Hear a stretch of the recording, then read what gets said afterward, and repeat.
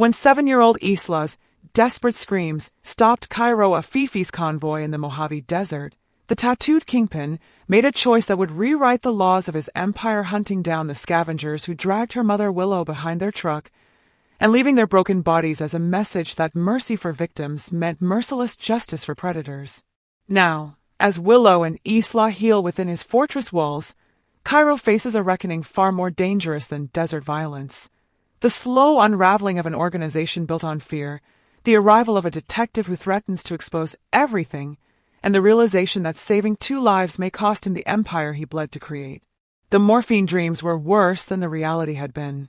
Willow Pratt surfaced from pharmaceutical darkness for the 3rd time in as many hours, her consciousness clawing toward wakefulness through layers of medication that tried to pull her back under. Each time she broke through, the room materialized around her with slightly more clarity-white walls that gleamed like surgical steel, monitors that beeped with the mechanical precision of machines that cost more than most people's houses, air so perfectly climate-controlled it felt artificial against skin that remembered the Mojave's brutal heat. This time, when her eyes opened, they stayed open. The recovery room existed in a state of controlled perfection that felt alien after the chaos of the desert. Everything was clean. Everything was measured. Everything was monitored by equipment that tracked her heartbeat, her oxygen levels, the precise cocktail of medications flowing through 4 lines into veins that had nearly collapsed from dehydration 48 hours ago. 48 hours. Had it really been only 2 days since? Memory crashed through the morphine haze with the subtlety of a sledgehammer. The car breaking down. The men with their rusted truck, and rope that bit into her wrists. Isla's scream as Willow's body hit the sand. The sensation of being dragged, skin tearing, lungs filling with dust and terror, her daughter's voice growing fainter as the truck pulled her farther from everything that mattered. Willow's breath caught, heart rate spiking enough to make the monitors protest with urgent beeping. Her hands moved instinctively to her wrists, finding them wrapped in gauze that felt impossibly soft against abraded flesh. The rope burns beneath those bandages were 2nd degree at minimum, Dr. Vega had explained during one of Willow's brief moments of consciousness. The skin would heal, but the scars would remain, circular brands that would forever mark where men had chosen cruelty over humanity. You're awake! Before we go deeper into the story, drop a comment and tell me where you're watching from. This one is going to break your heart and set your soul on fire.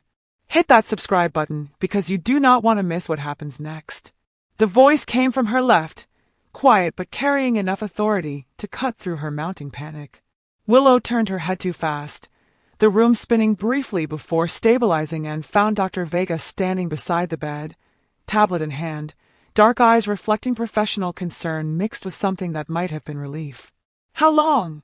Willow's voice came out as sandpaper against metal, her throat still raw from screaming and dust.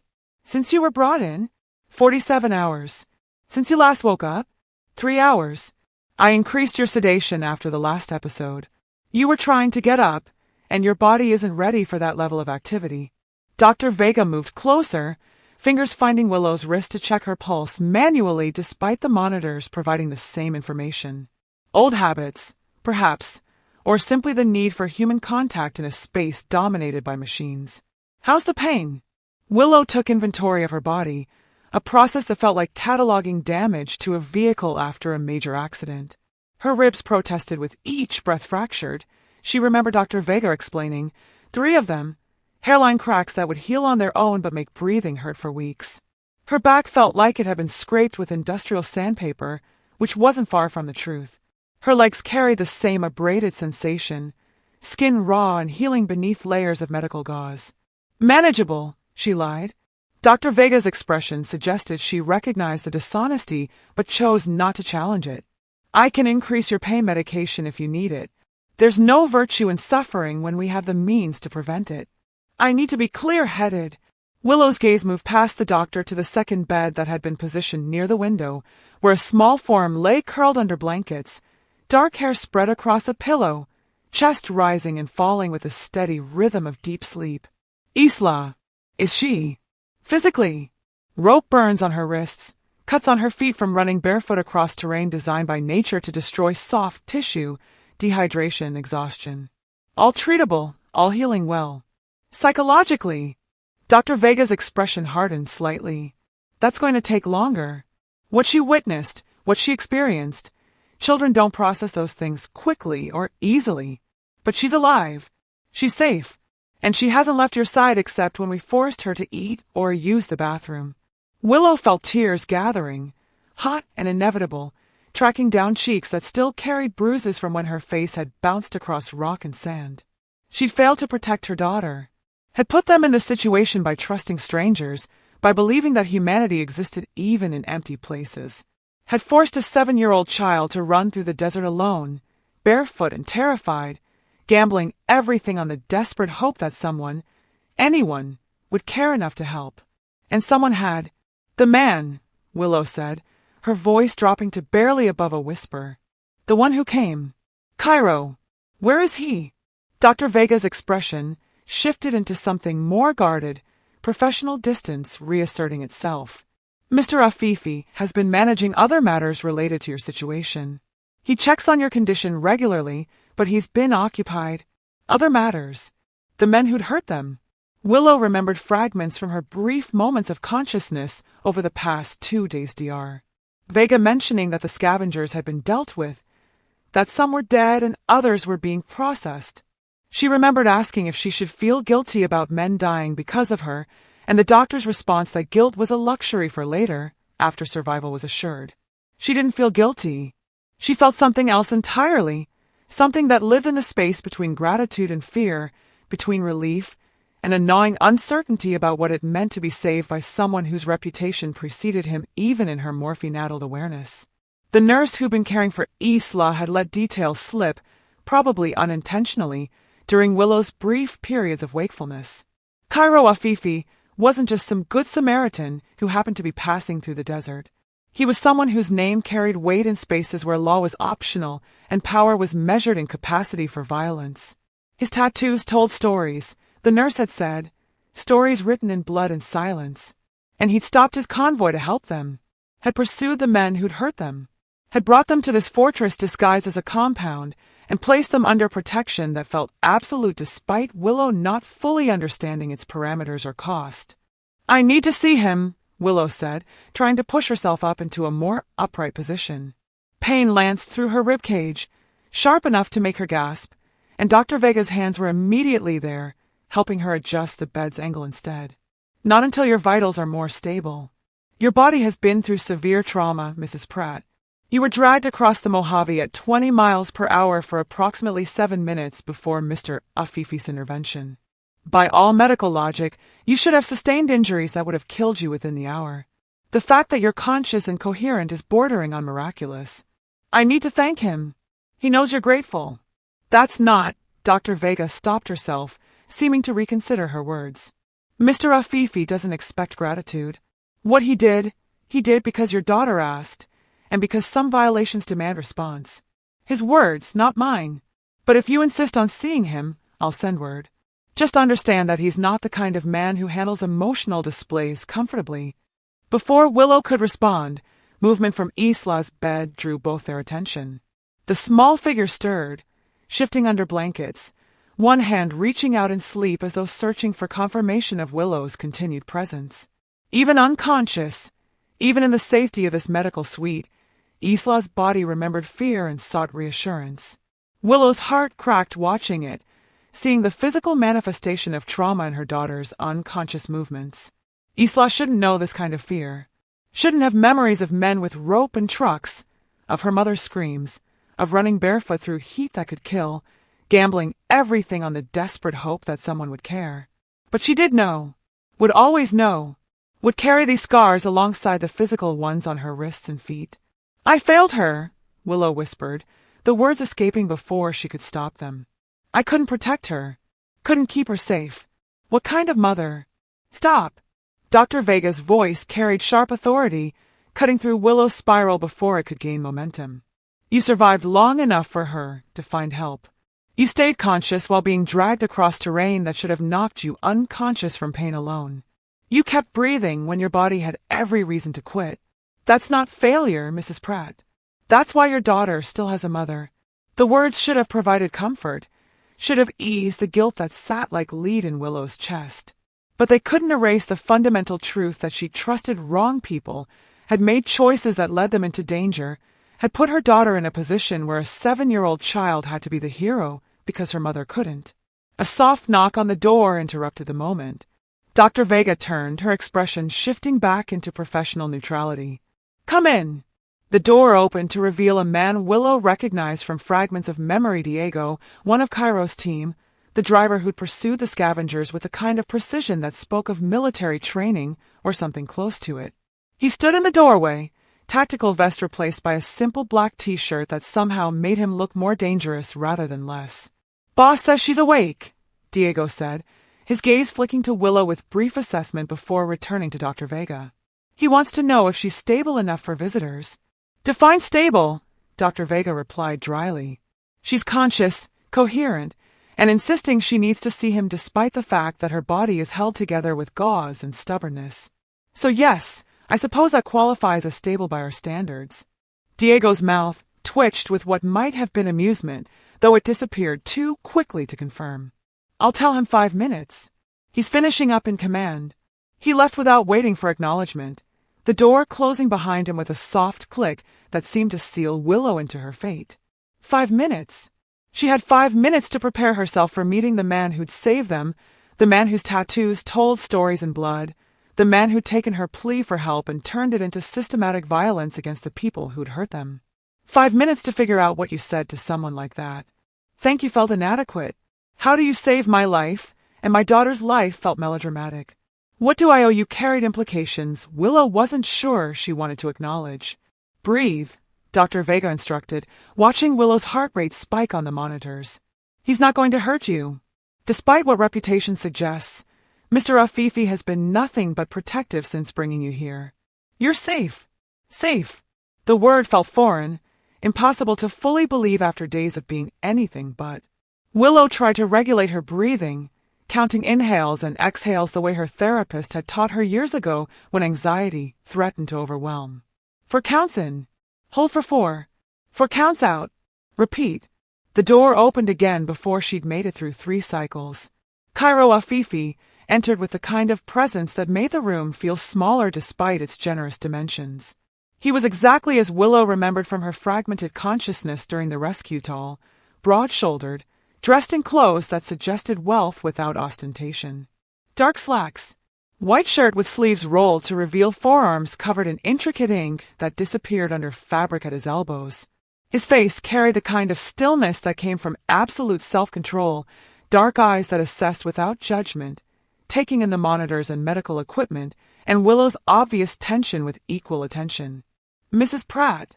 His voice was quiet, controlled, carrying none of the edge Willow had expected. "How are you feeling?" The question was so normal, so mundane given the circumstances, that Willow almost laughed. How was she feeling? Terrified, grateful, confused, in pain, alive despite all logic suggesting she should be dead and buried in an unmarked desert grave. "Like I was dragged behind a truck," she said, echoing the dark humor she'd used with Dr. Vega earlier. "Because I was..." Something flickered in Cairo's expression, not quite amusement, but acknowledgement of the grim reality they both understood. He moved further into the room, stopping at what Willow recognized as carefully calculated distance. Close enough for conversation, far enough to avoid feeling invasive. "Dr. Vega says your prognosis is good. Full recovery expected, though it will take time. Because of you." Willow forced the words out past the tightness in her throat. "We're alive because of you. Because you stopped. Because you came. I don't..." Her voice cracked, tears threatening again. "I don't know how to thank you for that." "You don't need to thank me." Cairo's tone carried the same finality she'd heard when he told the scavenger in the canyon that the desert would teach him the right word before the end. Not negotiable. Not open for debate. Your daughter asked for help. I provided it. That's the end of the transaction. Transaction. The word sat wrong in Willow's mind, too cold and clinical for what had happened. Saving someone's life wasn't a transaction. It was. Is it though? The question escaped before Willow could evaluate its wisdom. The end of it, I mean. Men like the ones who hurt us, they have friends, associates, people who might want revenge for what you did. Dr. Vega said some of them are dead, that others are in custody, but there are always more. There are always. You're under my protection. Cairo's voice didn't rise, but something in its quality made Willow's words die in her throat. Both of you. That protection extends beyond these walls, beyond any timeline you're imagining. The men who hurt you are dead, imprisoned, or scattered. Their network is being systematically dismantled. Anyone who wants revenge will have to go through me to get it. And I promise you, Mrs. Pratt, that's a line no one with functioning survival instincts will cross. The certainty in his tone should have been arrogant, should have felt like empty bravado. Instead, it carried the weight of absolute truth, backed by power Willow could sense but not fully comprehend. This man controlled territory, commanded loyalty, enforced rules in spaces where law was optional. And he'd chosen to use all of that to save them. Why? Willow asked, the question that had been circling through her morphine-clouded thoughts finally finding voice. Why did you stop? Why did you help us? You don't know us. We're nobody to you. Cairo was quiet for a moment, his dark eyes moving from Willow to where Isla slept, still curled under blankets, still seeking comfort even in unconsciousness. When he spoke, his voice carried something Willow hadn't expected, something that sounded almost like reflection. Your daughter ran barefoot across terrain that destroys grown men. She stopped my convoy with nothing but desperation and hope. She collapsed at my feet and begged me to save you. He looked back at Willow, and in his eyes she saw something complex and difficult to name. Some violations demand response, Mrs. Pratt. Some cruelties require answer. What those men did to you, the casual brutality of it, the thoughtless violence visited on people whose only crime was needing help, that crossed a line I don't tolerate in territory I control. So this is about territory, about maintaining order. This is about a child who reminded me that mercy and strength aren't mutually exclusive. Cairo's expression remained neutral, but something in his tone suggested depths Willow wasn't equipped to navigate, and about making sure that when your daughter grows up, she remembers that someone came. Someone stopped. Someone cared enough to make the monsters pay. The monitors beeped their steady rhythm, filling the silence that followed. Willow tried to process his words, tried to reconcile the man standing in this sterile medical suite with the reputation that had filtered through the nurse's careful comments. Stories written in blood and silence. An empire built on violence. A name that carried weight in spaces where law meant nothing. And yet he'd stopped for them, had pursued their attackers with systematic violence, had brought them here and placed them under protection that felt absolute despite Willow not understanding its full parameters. What happens now? She asked finally. When we're healed enough to leave, when we're strong enough, Tohat happens then. We'll address that when the time comes. Right now, your only concern is recovery. Medical care, physical therapy, psychological support for both of you, all of it is handled. You focus on healing. I'll handle everything else. Everything else. The phrase carried implications that stretched far beyond medical care and recovery timelines. Everything else meant the ongoing threat from any remaining scavengers. Meant the logistics of rebuilding lives that had been shattered in the desert. Meant protection and resources and complications Willow couldn't begin to calculate while her body was held together with gauze and medication. Movement from Isla's bed drew their attention. The small figure stirred more actively this time, small hands pushing against blankets, body shifting toward wakefulness. Willow watched her daughter surface from sleep with the same desperate need she'd felt earlier. Please be okay. Please not be broken beyond repair.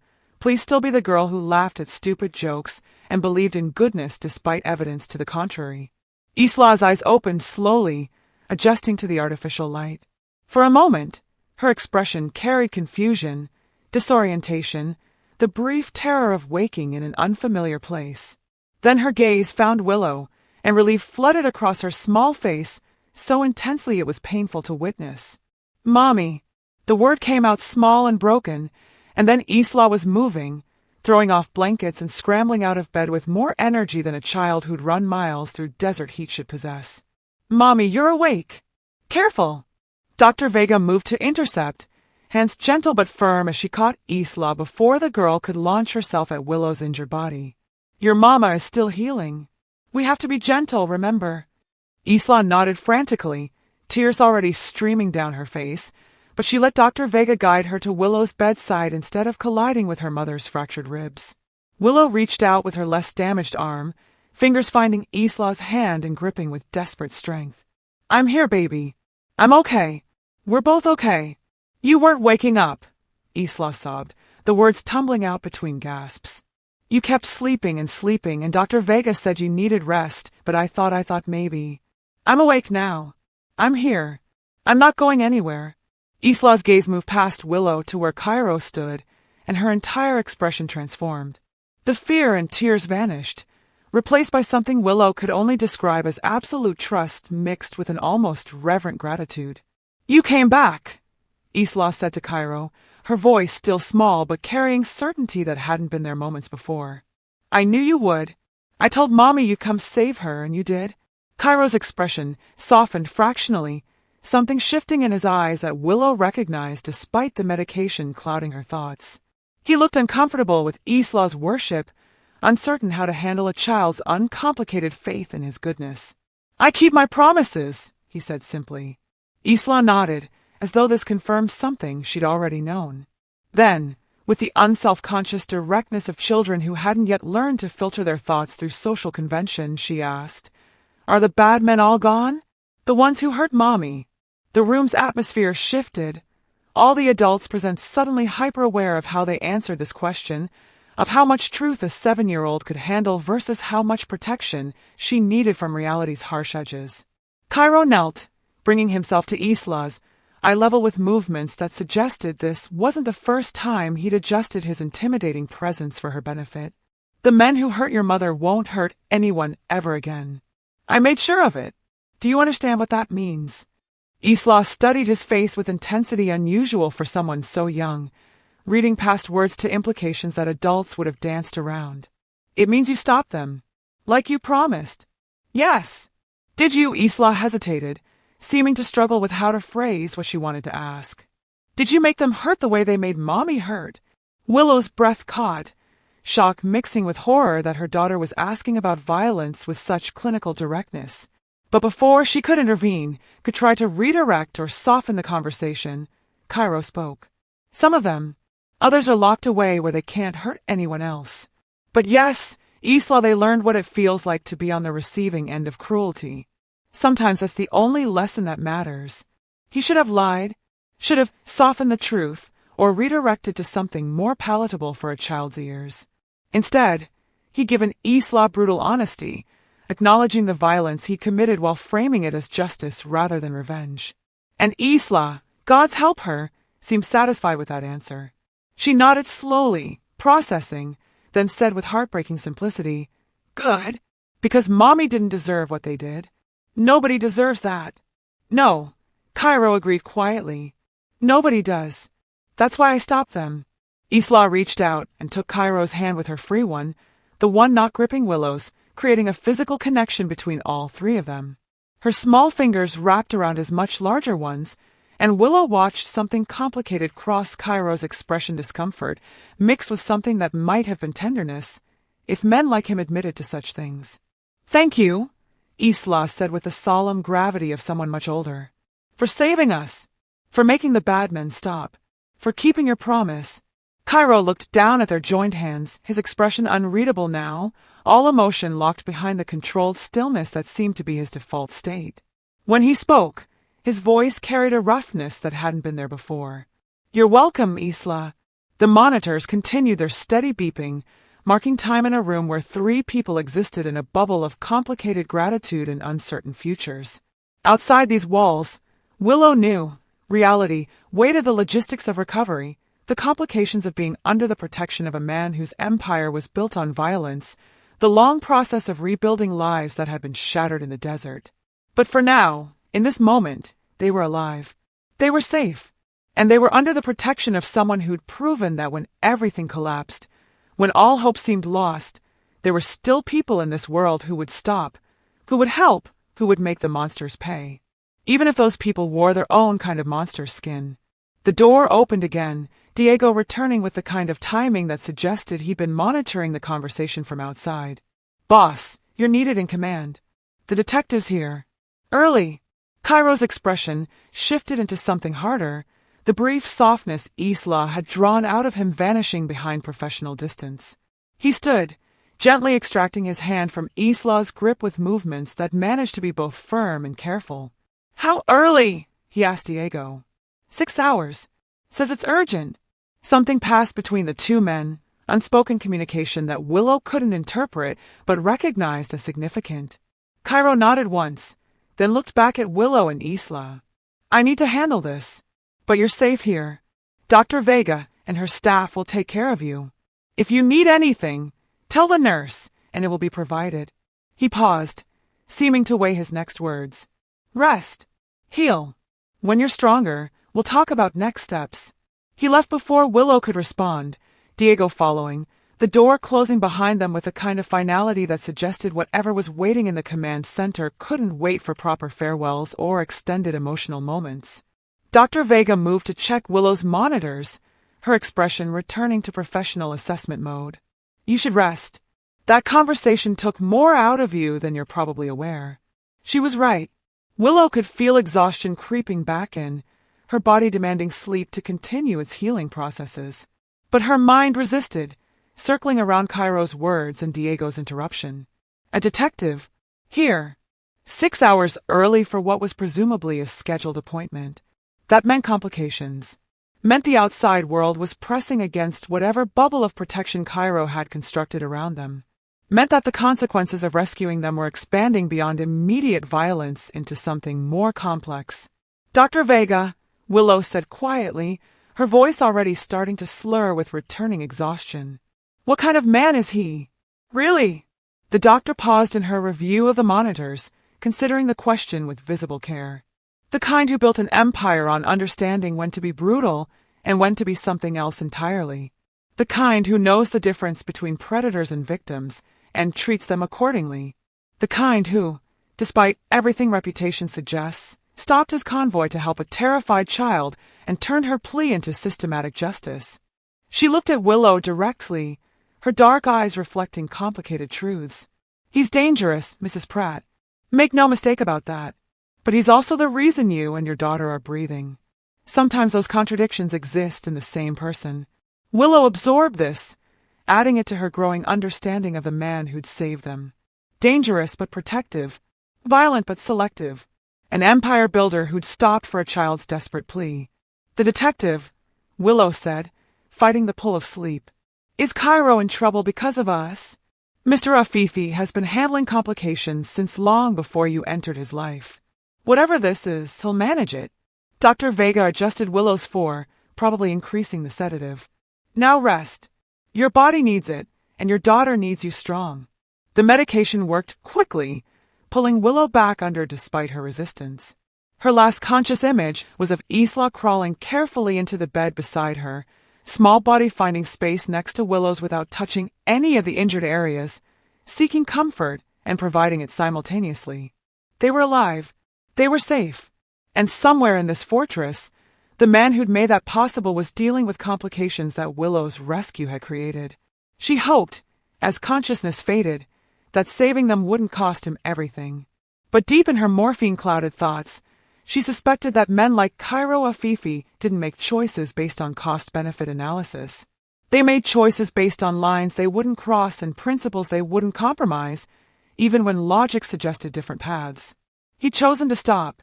Now he'd live with whatever consequences that choice created. And Willow and Isla would live because of it. In the end, maybe that was the only mathematics that mattered. Willow drifted back into medicated sleep, her daughter curled beside her like a shield against nightmares that still lived behind closed eyelids. The monitors beeped their steady rhythm. Dr. Vega dimmed the lights and left them to rest. But Isla didn't sleep. She lay there in the quiet, feeling her mother's chest rise and fall, counting breaths to make sure they kept coming. 1, 2, 3. The medicine made her mom sleep so much now. Too much. Every time Willow's eyes closed, Isla worried they wouldn't open again. After what felt like forever, Isla carefully slid off the bed. Her feet touched the cold floor, bandages soft against the tile. She looked back at her mom one more time, made sure she was still breathing, then walked to the door. The hallway outside was bright and empty. White walls stretched in both directions. Small cameras sat in the corners, red lights blinking like tiny eyes watching everything. Isla picked left because it felt right and started walking. She passed 3 doors before footsteps echoed behind her. "Hey, kid!" Isla turned. A man in a black shirt stood there, tall with a scar cutting through his eyebrow. He didn't look mean, just surprised. "You're supposed to be with your mom," he said, but his voice was gentle. "She's sleeping. The medicine makes her tired." Isla crossed her arms the way her mom did when she meant business. "I want to see Cairo." The man blinked. "The boss." "Why?" "Because he saved us. I need to say thank you." Another man appeared from around the corner, younger with dark hair pulled back. He grinned when he saw Isla standing there with her arms crossed, bare feet in white bandages, looking stubborn. "She wants to see Cairo," the first man said. "Heard that." The younger one knelt down to Isla's level. "He's working right now. Grown-up stuff. Maybe later." "It's important," Isla said. "Please." The 2 men looked at each other. Something passed between them without words. The younger one pulled out a small radio from his belt. "Diego, we got the kid out here. She's asking for the boss." Static crackled. Then Diego's voice came through. "Where?" "East Wing, near medical." More static. Then a different voice, quieter but with more weight behind it. "Cairo. Bring her to command." The younger man's eyebrows shot up. "You sure, boss? We're in the middle of—" "I said bring her." The radio clicked off. The 2 men stared at it like it had just spoken a foreign language. Then the younger one looked at Isla and shook his head, half amazed. "Guess you're going to command. Come on." He held out his hand. Isla took it. His palm was rough and warm, covered in old scars she could feel even through her small fingers. They walked together through the twisting corridors, the first man following behind like a shadow. "What's your name?" Isla asked. "Rico. That's Tomas behind us." "I'm Isla." "I know. Everyone knows." Rico squeezed her hand gently. "You're pretty famous around here. The kid who ran through the desert and stopped Cairo's convoy. That takes guts." "I was scared." "Being brave doesn't mean you're not scared. It means you do it anyway." They turned down another hallway, this one wider with more cameras and thicker doors. Everything looked more serious here, more protected.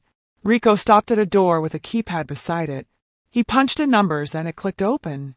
Inside was a room filled with screens and computers and maps on the walls. 5 men stood around a big table in the center, all wearing black like Rico and Tomas. They were looking at papers spread across the surface, talking in low voices. They all went quiet when Isla walked in. Cairo stood at the head of the table. He looked the same as she remembered. Tall, ink covering his arms in patterns that told stories she couldn't read. His face was calm, but his eyes were sharp, taking in everything at once. Those eyes softened when they landed on her. "Isla." He said her name like it mattered. "You should be resting." "I rested enough." Isla let go of Rico's hand and walked forward. The other men moved aside without being asked, creating a path straight to Cairo. "I wanted to see you." "Why?" "To say thank you. For real this time, not when I was crying and my mom was hurt. A proper thank you." Something crossed Cairo's face, too fast to name. He glanced at his men, all of them staring at the small girl standing in their war room like she belonged there. Then he looked back at Isla and nodded once. "You're welcome." Isla stepped closer, looking up at him. "Can I ask you something?" "Yes." "Why did you stop? When I ran in front of your car. You could have just driven around me. Why did you stop?" The room got quieter somehow, like everyone was holding their breath, waiting for his answer. Cairo was silent for a moment, thinking. Then he knelt down the way Rico had, putting himself at her level. His tattooed hands rested on his knees. "Because you asked," he said simply. "Because your mother needed help and you were brave enough to run until you found it. Because some things are more important than schedules and plans." "The bad men," Isla said. "Are they really gone? All of them?" "Yes." "You promise?" "I promise." Isla studied his face, reading the truth there. Adults lied sometimes to make kids feel better, but Cairo wasn't lying. She could tell. His eyes were too steady, his voice too certain. "Okay," she said. "I believe you." One of the men near the table coughed, trying to hide what might have been a laugh. Cairo glanced up at him with a look that shut that down fast. Then he returned his attention to Isla. You should go back to your mother. She'll worry if she wakes up and you're gone. Can I come back? The question hung in the air. Every man in the room looked shocked. Kids didn't ask to visit the command center. Kids didn't walk into their world like it was normal. But Isla wasn't normal.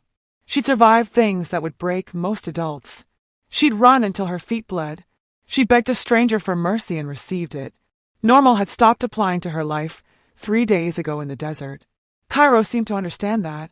If your mother says it's okay, you can visit. But you have to rest first. Let your feet heal. Deal. Deal. Isla stuck out her hand like she'd seen grown-ups do. Cairo looked at her small hand for a moment, then shook it gently. His palm swallowed hers completely, warm and rough with old scars just like Rico's. Rico will take you back, Cairo said, standing up. And Isla, next time, tell someone before you go wandering. This place is big. Easy to get lost. Okay. Rico appeared at her side, offering his hand again. Isla took it and let him lead her toward the door.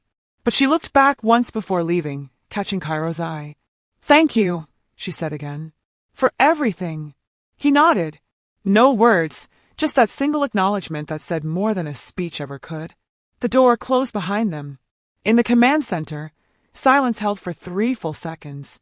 Then one of the men, older with gray at his temples, let out a low whistle. That kid just walked into a strategy meeting, and you let her, he said to Cairo. You're getting soft. Cairo's expression didn't change. She earned the right to walk wherever she wants in this compound. Anyone disagrees with that can leave right now. Nobody moved. Nobody spoke. Good, Cairo said. Now, back to the detective problem. He returned his attention to the maps and papers, but something had shifted in the room's atmosphere. His men had just witnessed something impossible. Their boss, the man who built his reputation on being unmovable and cold, had knelt down to speak gently with a 7-year-old girl. And not one of them knew what to do with that information. Cairo watched Rico and Isla disappear through the door, then turned back to the table.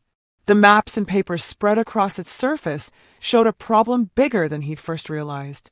Names, locations, connections that stretched farther than a simple group of desert scavengers should have been able to reach. The list Lynch gave us, Cairo said, pulling one sheet closer. It's incomplete. Victor, the oldest man in the room with gray, threading through his dark hair, leaned over the table. What do you mean, incomplete? He gave us 13 names. We've already dealt with 7 of them. He gave us the obvious ones. The men who did the direct work. Tied the ropes. Dragged the victims. But look at this. Cairo tapped a different paper, one covered in notes his team had compiled over the past 3 days. 3 of those men had police records. Arrested twice. Released both times with charges dropped. No explanation in the files. Could be lazy cops, someone said. Or paid cops, Cairo replied. And here, 2 of the scavengers worked security for a mining company 6 months ago. Legal work. How does someone go from legitimate security to dragging people across the desert?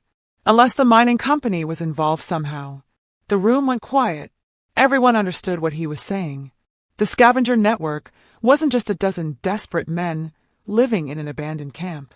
It was connected to people with money, with influence, with the ability to make problems disappear. Victor picked up another sheet. The mining company is still operating. 2 sites, both in the southern part of the desert. Owner is listed as someone named Garrett Moss. Rich guy. Lives in Nevada, runs his business from an office in town. Find everything on Moss, Cairo said. Bank records, property holdings, who he meets with, where he goes. I want to know if he's just a businessman who made bad hiring choices, or if he's part of this. That's going to take time, boss. And resources.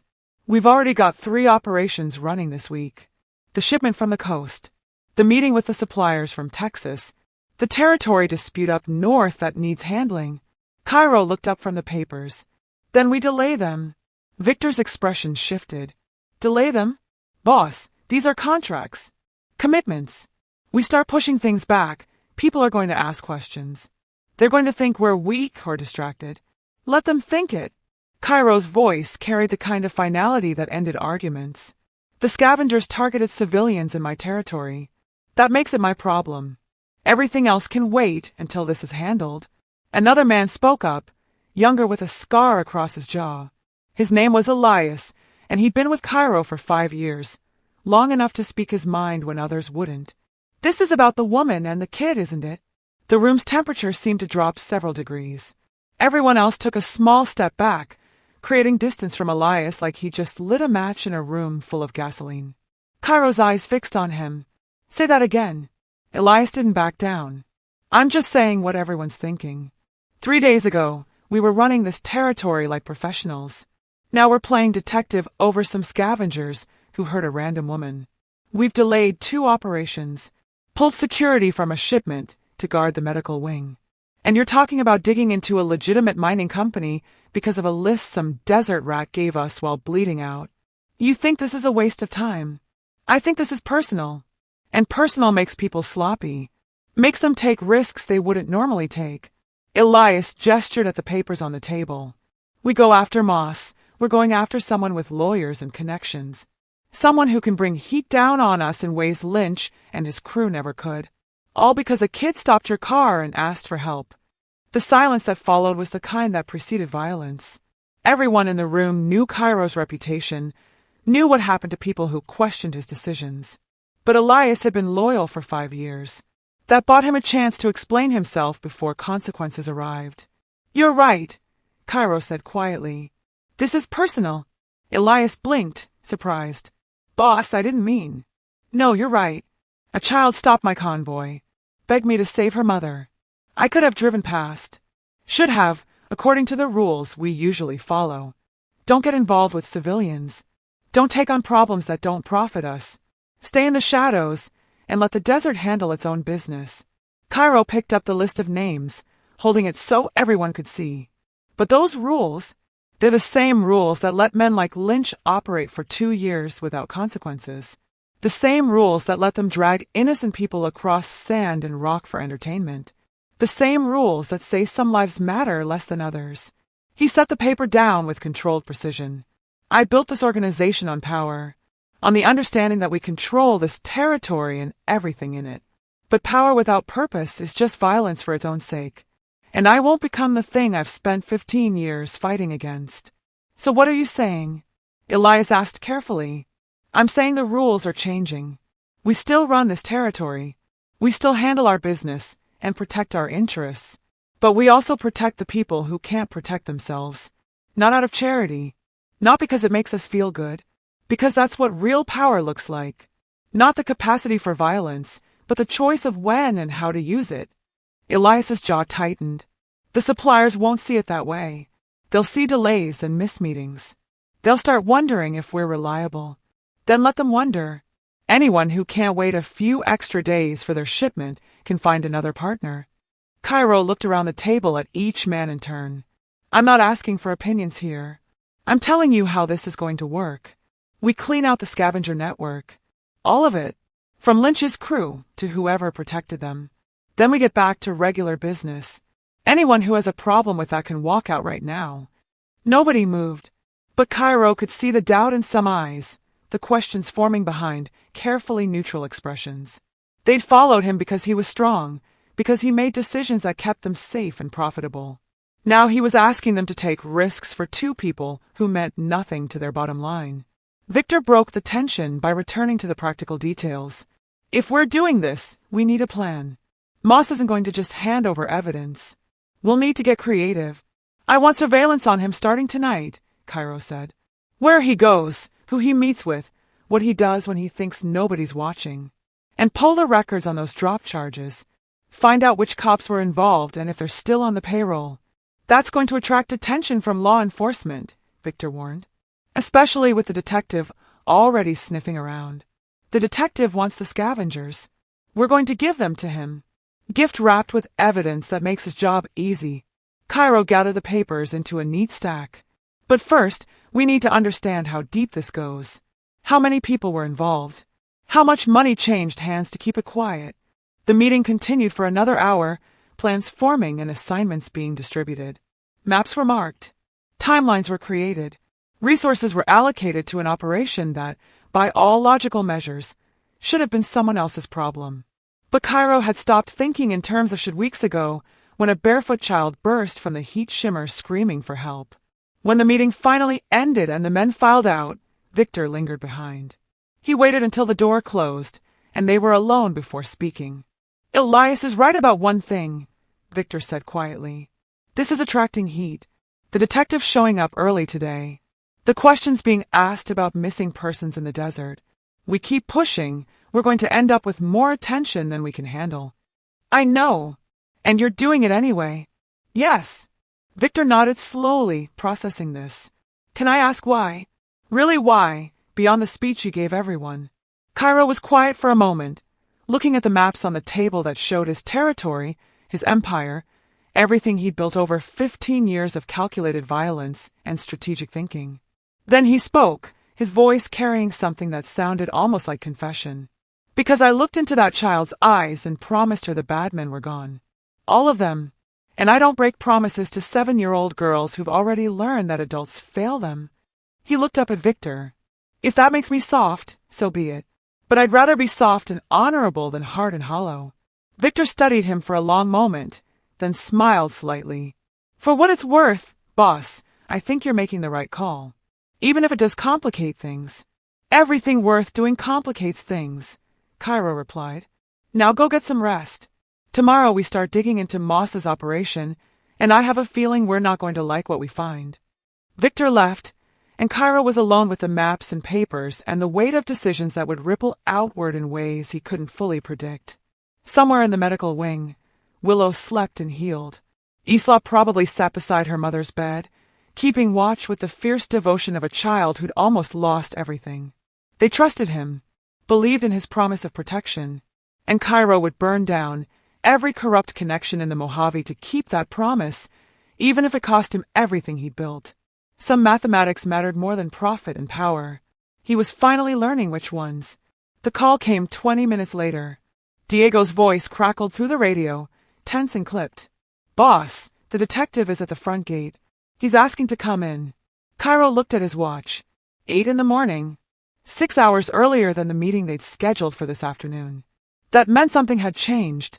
Some new piece of information that made waiting impossible. "How many people with him?" Cairo asked. "Just one. Looks like his partner. Both in plain clothes, unmarked car. No backup that I can see." That was good.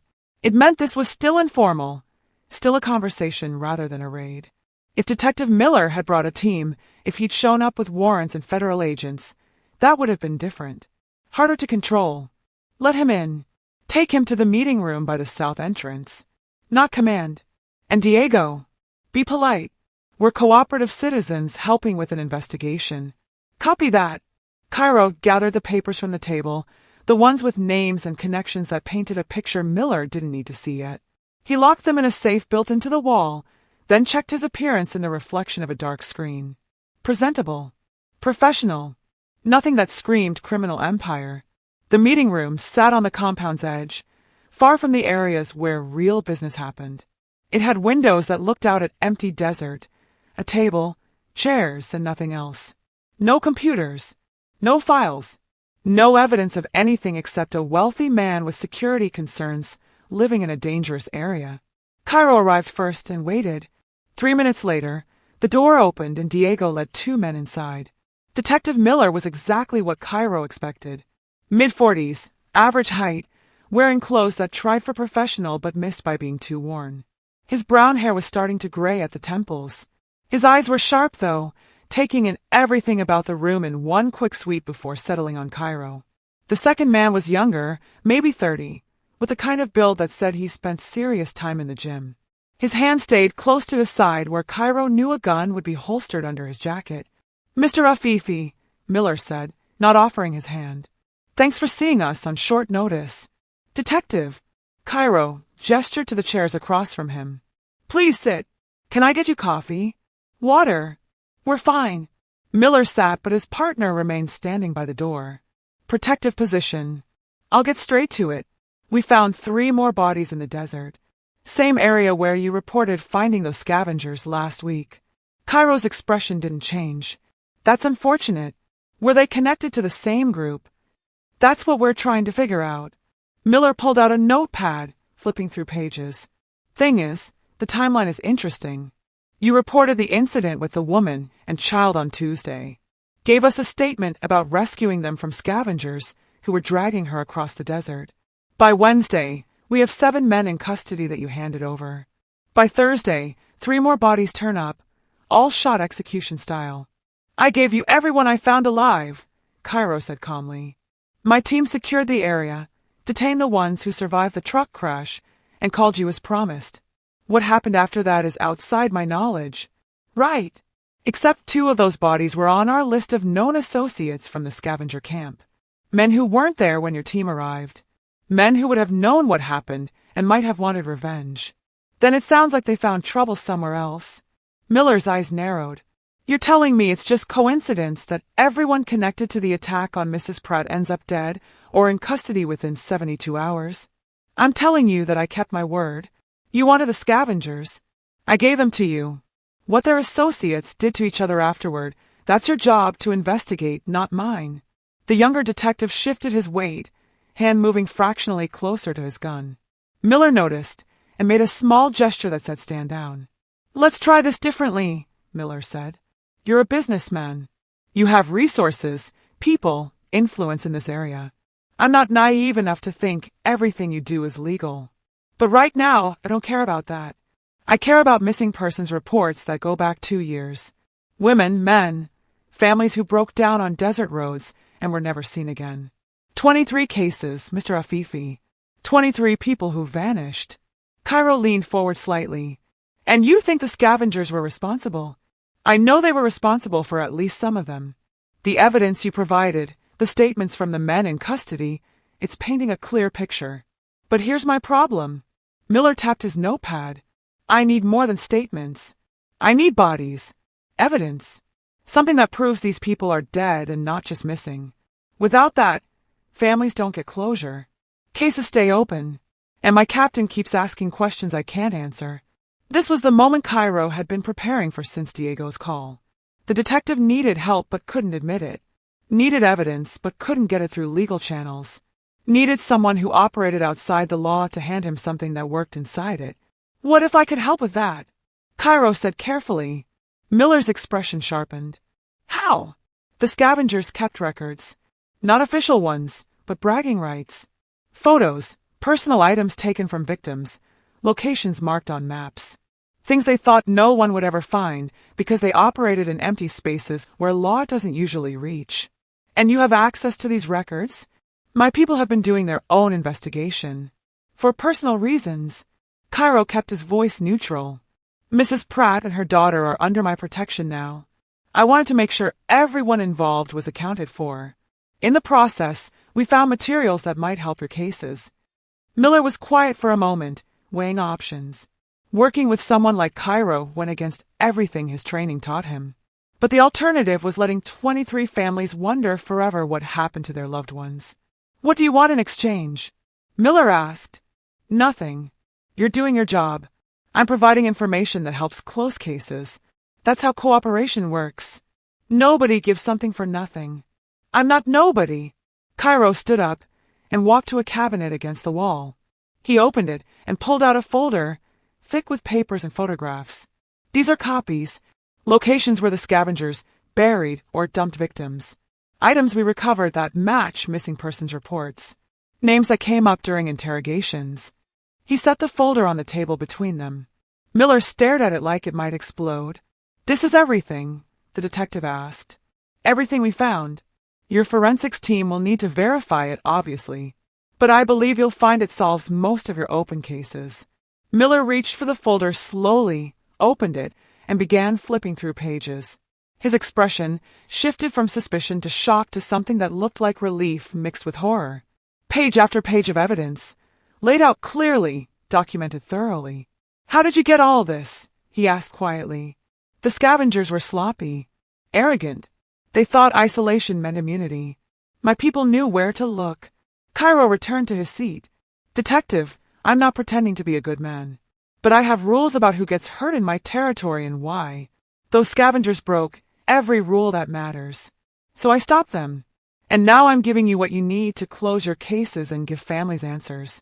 And your involvement stays out of the official reports. My involvement was rescuing Mrs. Pratt and her daughter. Everything else is your detective work. You followed leads, did surveillance, found evidence. I'm just a concerned citizen who provided information. Miller closed the folder, his jaw tight. He hated this. Hated needing help from someone whose entire life existed outside the law. But those 23 families deserved better than empty case files. I'll need to interview Mrs. Pratt, Miller said. Get her statement about what happened. Verify the timeline. She's still recovering from significant injuries. Dr. Vega says another week before she's strong enough for extended questioning. But yes, when she's ready, you can talk to her here, with my lawyer present. Of course. Miller stood, tucking the folder under his arm. I'll be in touch about scheduling that. And Mr. Afifi, if I find out you're playing me, if any of this evidence is fabricated or leads to dead ends, I'll come back with warrants and federal agents. Understand? Completely. You'll find everything is exactly as documented. Miller and his partner left, Diego escorting them back to the gate. Cairo watched through the window as their car disappeared into the desert heat, dust rising behind it like smoke. He'd given Miller what he needed. Evidence that would close cases, solve mysteries, provide closure, all without implicating himself in anything beyond being a helpful citizen with resources. But it was a risk. Every piece of paper in that folder connected back to his operations in some way. If Miller dug deep enough, asked the right questions, pulled the right threads, it could unravel more than Cairo intended. Diego returned 15 minutes later. Think he bought it? He bought what he needed to buy. That I'm someone who operates in gray areas but can be useful when our interests align. Cairo turned from the window. Now he owes me. Not officially. Not in any way he'd admit. But the favor is there. Floating. Ready to be called in when we need it. Smart. Necessary. We're about to dig into Moss's operation. When that kicks up dust, having a detective who sees us as cooperative rather than hostile might keep things from escalating. Diego nodded, then hesitated. Boss, about what Elias said earlier. About this being personal and making us sloppy. Some of the guys are worried. They're wondering if protecting these 2 civilians is worth the risk.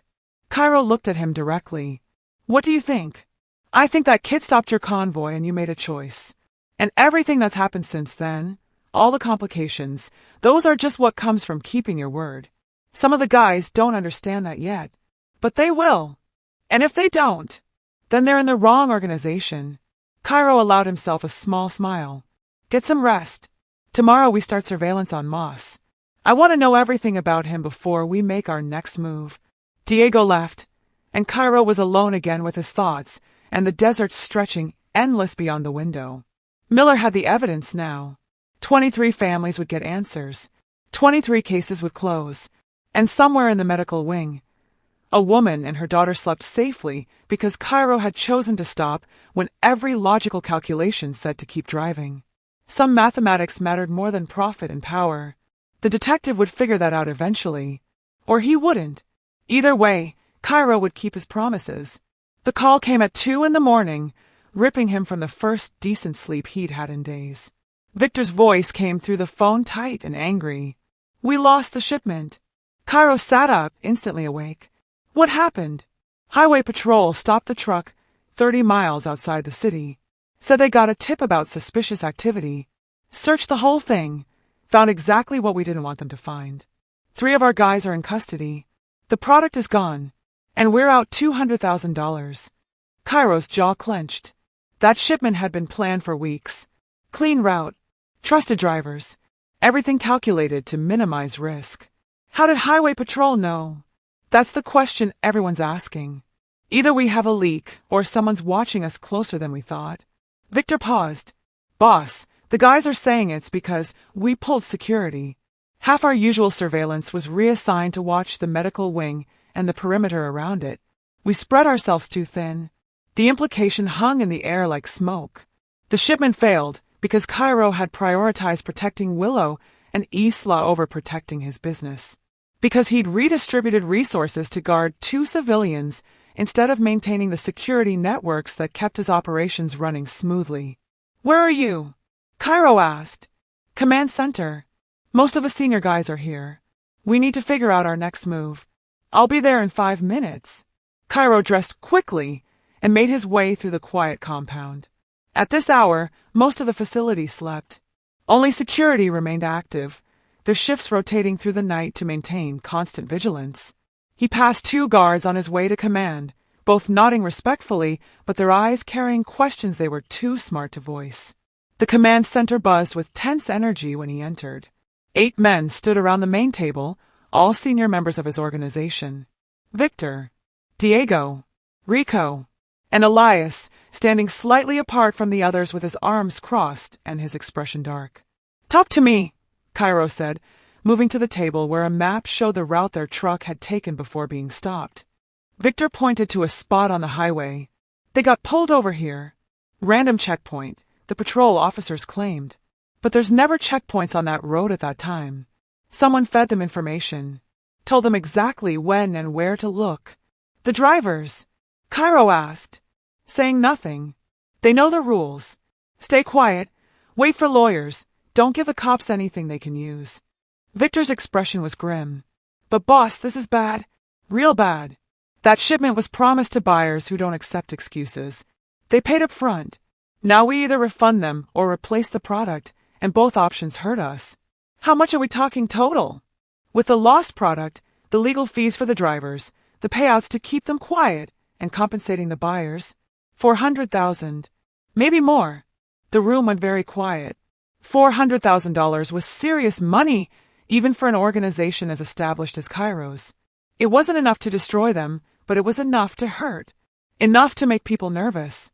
Elias spoke up from his position near the wall. This happened because our security was weak.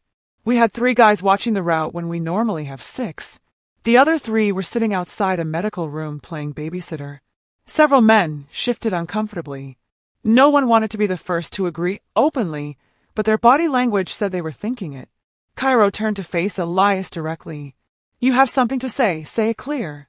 I already said it in the meeting yesterday. This is costing us. Not just money, but reputation. Focus. Discipline. Elias pushed off from the wall, stepping closer. We're supposed to be running an empire, not a charity. But ever since that woman and her kid showed up, everything's been about them. Their protection, their comfort, making sure they feel safe while our actual business falls apart. One failed shipment isn't falling apart, Diego said. It's not just the shipment. It's the delayed meetings with suppliers.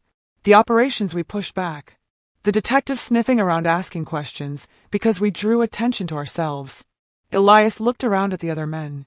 We built this organization by being smart. Careful. Invisible.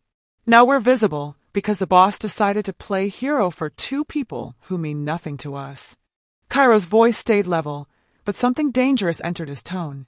They mean something to me. That's the problem. Personal feelings don't belong in business decisions. You taught us that. You drilled it into our heads for years. No attachments. No distractions. Focus on the work, and everything else handles itself. Elias's voice rose slightly. But now you're doing the opposite of everything you taught us. And it's making us vulnerable. He's not wrong, someone said quietly. Cairo couldn't see who, but the fact that anyone agreed openly meant the concern was spreading. Victor stepped between Cairo and Elias, his hands raised in a calming gesture. Everyone needs to take a breath. Yes, we lost a shipment. Yes, it hurts. But we've had setbacks before, and we've always recovered. We'll recover from this too. How? Elias demanded. By pulling more resources away from operations to guard civilians. By telling our buyers that we can't fulfill orders because we're too busy playing protector. That's not recovery. That's a slow collapse. Cairo had heard enough. His voice cut through the tension like a blade. You want to talk about collapse?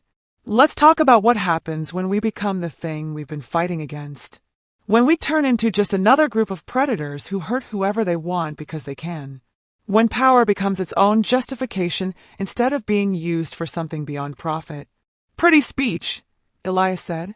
But speeches don't pay back $400,000. No. Work does. Planning does. Adapting does. Cairo pointed at the map. We lost 1 shipment. 1. That means someone either got lucky or got information. Either way, we fix the leak, adjust our routes, and move forward. What we don't do is abandon principles, because things got difficult. Principles! Elias laughed, harsh and bitter. Since when do we have principles? We move drugs. We control territory through violence. We operate completely outside the law. Don't dress it up like we're something noble. We're not noble. But we're not animals either. Cairo moved around the table, closing the distance between himself and Elias. There's a difference between controlled force and random cruelty, between protecting territory and preying on the helpless. I've spent 15 years building an organization that understands that difference. If you can't see it anymore, then maybe you're in the wrong place. The room held its breath. Everyone knew what came next in conversations like this. Either Elias backed down or things escalated into violence that would split the organization. But Elias surprised everyone by staying calm, his voice dropping lower instead of rising. I'm not trying to challenge you, boss. I'm trying to save what we built. Because from where I'm standing, it looks like you're willing to sacrifice everything for two people who will be gone the moment they're healed enough to leave. And from where I'm standing, Cairo replied quietly, it looks like you've forgotten why we took this territory in the first place. It wasn't just for money. It was to create order in a place that had none. To establish rules in a lawless space. Those rules only mean something if we enforce them consistently. Not just when it's convenient. Not just when it profits us. But always. Even when it costs us $400,000. Especially then. Elias stared at him for a long moment, then shook his head. You've changed. Ever since that kid stopped your car, you've been different. Softer. And soft gets you killed in our world. Maybe, Cairo acknowledged. Or maybe soft is the wrong word. Maybe what you're seeing is clarity. Understanding what actually matters versus what I've been telling myself matters for 15 years. He looked around the room at all of them, meeting each man's eyes in turn. I'm not asking anyone to stay if they don't agree with how I'm running things now. You want out, you walk. No consequences, no hard feelings. Take your share and go build something else somewhere else. But if you stay, you follow the new rules. We protect this territory. We handle our business. And we don't prey on civilians who cross our path. Those three things aren't negotiable. Silence filled the command center. Men exchanged glances, silently communicating doubts and concerns and calculations about loyalty versus profit. Finally, Rico spoke up. I'm staying. The kid looked me in the eye and asked if she could come back to visit.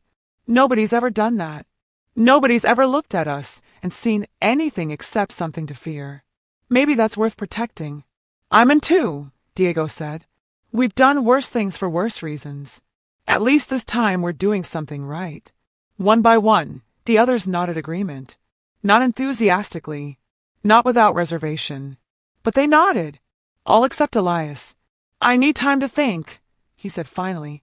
I'm not making this decision at 2 a.m. while everyone's emotional and tired. Fair enough. Cairo's tone carried no anger, just acceptance. Take the time you need. But Elias, while you're thinking, remember something. Power without purpose is just violence. And violence without direction is chaos. I'm choosing purpose. Direction. If that makes me soft in your eyes, so be it. But I'd rather be soft in principle than hard and hollow. Elias nodded once, then left the command center. The door closed behind him with a soft click that somehow sounded final. Victor moved beside Cairo, watching the door. Think he'll stay? I don't know. But I'm not changing course to keep him comfortable. Even if others follow him out? Even then. Cairo turned back to the map, refocusing on the immediate problem. Now, let's talk about fixing this. Where did our security actually fail? What can we change to make sure it doesn't happen again? The meeting continued for another hour, plans forming to address the failed shipment and protect future operations. But everyone in that room understood something had shifted tonight. The organization was dividing into those who saw protecting Willow and Isla as a worthwhile cost versus those who saw it as a liability they couldn't afford. And Cairo had made his choice clear. He would keep his promises, even if it cost him everything he'd built. Even if his empire cracked apart because of it. Some things mattered more than power. He was finally certain which ones. The alarm split the night open at 3:47 in the morning. Cairo was already awake, sitting in his office reviewing surveillance footage of Moss's mining operation, when the sound pierced through the compound. Not the regular alarm used for drills. The other one. The one that meant the compound was under attack.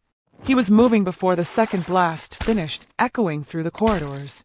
His hand grabbed the gun from his desk drawer, checked the magazine by muscle memory, and he was out the door in seconds.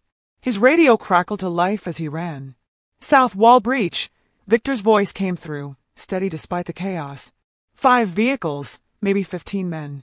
They came in fast, rammed through the outer fence with a truck. "We've got them pinned at the secondary barrier, but they're armed heavy." "Casualties?" Cairo asked, turning down the corridor that led toward the south side. "2 of ours wounded, nothing critical. They're shooting wild, not aiming. This isn't professional. This is desperation." Cairo's mind raced through possibilities. Who would be stupid enough to attack his compound directly? Then it clicked. The scavengers. The ones we haven't caught yet. That's my guess. They know we're hunting them. They decided to hit us first. Where are the civilians? The question was out before Cairo could stop it, before he could pretend his first thought wasn't about Willow and Isla sleeping in the medical wing. Medical is on the north side, opposite direction from the breach. They're safe for now. I've got Rico and 3 others posted outside their door, just in case. Keep them there. I'm heading to you. Cairo reached the command center in under a minute. Half a security team was already there, gearing up with tactical vests and rifles. Diego was coordinating positions through multiple radios, his voice calm as he directed people to defensive spots around the compound. "Status," Cairo said, moving to the wall of screens, showing camera feeds from around the facility. Diego pointed at one screen showing the south wall. A truck sat wedged in the outer fence, its front end crumpled, but having served its purpose. Behind it, 4 more vehicles were spread out in a loose formation. Men crouched behind them, firing sporadically at the compound's secondary wall. The shots were wild, like Victor said, spraying bullets with no precision. "They're scared," Diego observed, "shooting to keep us back while they figure out what to do next. I don't think they plan past breaking through that first fence." "How many total?" Cairo asked. "Thermal imaging shows 17. Could be more in the vehicles, but that's what we count outside. 17 desperate men with guns attacking a fortified compound in the middle of the night. It was suicide. They had to know that, which meant they were already dead in their own minds, just trying to take as many people with them as possible before the end came. "I want them alive if possible," Cairo said. "But priority is protecting everyone inside these walls. Anyone breaches the secondary wall, put them down." "Understood." Diego spoke into his radio, relaying the orders. Cairo watched the screens, analyzing the attack pattern. The scavengers weren't trying to breach the secondary wall yet. They were just holding position, firing occasionally, pinning his security team down. Why? What were they waiting for? Then he saw it. Movement on a different screen, the east side. 2 men creeping along the wall, far from the main attack. They moved carefully, professionally, nothing like the wild desperation of the group at the south wall. Diego, east wall. 2 targets moving toward the maintenance entrance. Diego's eyes snapped to that screen. That's a diversion. The south attack is just noise. They're trying to sneak in through the east. How do they know about the maintenance entrance? That was the real question. That door was unmarked, built into the wall to look like nothing important. Only people familiar with the compound's layout would know it existed. "Someone talked," Diego said grimly. "One of our guys or someone who worked here before. No time to worry about that now." Cairo grabbed a radio and switched to Victor's channel. "Victor, you've got 2 trying to flank east. Maintenance door. Stop them before they reach it." "On it." On the screen, Cairo watched 2 of his men peel away from the south wall defense, moving quickly through the shadows toward the east side. The 2 scavengers were almost at the door now, one of them pulling something from a bag. Explosives. They were going to blow the door. Victor's men reached them first. The confrontation was brief and brutal. No shots fired, just sudden movement in the darkness, bodies colliding, and then both scavengers were on the ground. Victor's voice came through the radio seconds later. "Targets secured. They had enough explosives to take down half the east wall. Bring them inside. I want to talk to them." Cairo turned back to the main screen showing the south wall, The diversion failed. They're going to either retreat or push hard. Be ready for both. As if his words were prophecy, the scavengers at the south wall suddenly opened fire with everything they had. Bullets hammered against the secondary barrier, sparks flying where they hit metal and stone. It was covering fire, wild and desperate, while 3 of them ran forward carrying something heavy between them. "Battering ram," Diego said. "They're going to try to force the gate." "Light them up," Cairo ordered. The compound's defensive positions opened fire in coordinated bursts. Precise. Controlled. Nothing like the wild spray of the scavengers. The 3 men carrying the ram dropped it and ran back toward their vehicles. One didn't make it, falling halfway across the open ground. The shooting from both sides intensified. The scavengers were committed now, past the point of retreat. They fired from behind their vehicles, forcing Cairo's men to stay in cover. Then one of the screens showed something that made Cairo's blood run cold. Movement near the medical wing. Not from outside, from inside. A figure in the corridor, moving fast toward where Willow and Isla slept. "Diego, medical wing. Someone's inside." "That's impossible. We've got every entrance covered." But the screen didn't lie. Someone was in the building, heading straight for the civilians. Cairo was moving before conscious thought caught up, running through corridors he knew by heart, his gun raised and ready. Behind him, Diego shouted orders into his radio, redirecting people to intercept. Cairo reached the medical wing in under 2 minutes. Rico and his team were still posted outside the recovery room, guns drawn, watching both ends of the corridor. They looked confused when they saw Cairo running. "Boss, what's wrong?" "Someone's inside. Coming this way." "Did anyone pass you?" "No one. We've been here the whole time. No movement except medical staff." Cairo's radio crackled. Diego's voice urgent. "Boss, I reviewed the footage. That figure in the medical wing, it's Elias." The name hit like cold water. Elias, the man who'd questioned every decision, who'd argued against protecting Willow and Isla, who'd said they were liabilities. He was inside, moving toward them right now. "Where is he?" Cairo demanded. 2 corridors over, heading toward the supply room near medical. The supply room, where extra medicine was kept, where Dr. Vega stored equipment, right next to where Willow and Isla slept. Cairo moved fast, Rico following close behind. They rounded the corner and saw him. Elias stood in front of the supply room door, his hand on the handle. He turned when he heard footsteps, his face showing no surprise at being caught. "Don't," Cairo said, his gun aimed center mass. Elias raised his hand slowly but didn't look afraid. "I'm not here to hurt them." "Then what are you doing?" "Making sure they're protected. The medical wing is the most vulnerable part of the compound. If the scavengers break through, this is where they'll head. I was setting up additional defenses. By sneaking around in the dark without telling anyone, I was going to radio once I finished. I didn't want to pull people from active defense positions." Elias's voice stayed calm, reasonable. "Check the room if you don't believe me. I've been placing motion sensors and reinforcing the door locks." Cairo kept his gun steady. Behind Elias, through the supply room's window, he could see equipment scattered on the table. It did look like security gear. But trust, once broken, didn't repair easily. "Rico, check the room." "Carefully." Rico moved past Elias, his own weapon ready. He disappeared into the supply room for 30 seconds that felt like hours. When he emerged, he nodded. Security equipment, motion sensors, extra locks, backup communication gear. Nothing dangerous. Cairo lowered his gun, slightly, but didn't holster it. "You should have told someone." "I know. I'm sorry." Elias looked past Cairo toward where the recovery room stood. "I spent all night thinking about what you said, about purpose and direction, about being hard versus being hollow. And I realized you were right. I was so focused on profit that I forgot why we took this territory in the first place. To create order. To protect it. That includes protecting them."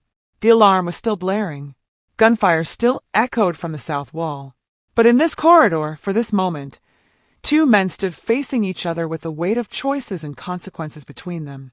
"After this is over," Cairo said, "we're having a long conversation about trust and chain of command." "Understood. For now, stay here. Help Rico guard this wing. If anyone gets past our defenses, they don't get past you." "Clear! Clear!" Cairo's radio crackled again. Victor's voice strained.